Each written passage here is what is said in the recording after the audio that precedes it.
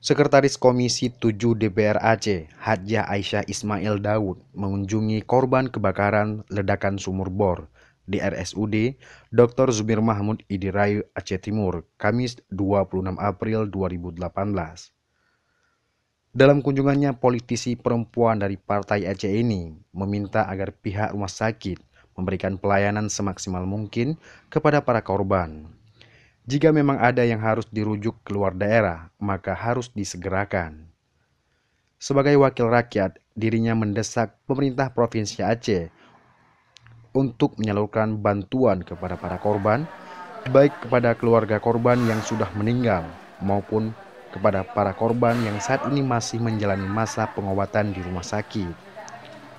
Kader Partai Aceh asal Aceh Timur ini juga mengajak masyarakat Aceh untuk sama-sama mendoakan para korban cepat sembuh, dan bagi keluarga yang ditinggalkan, semoga tabah dalam menghadapi cobaan dari Allah Subhanahu wa Ta'ala. Dari Aceh Timur, Hamdan, RTV melaporkan.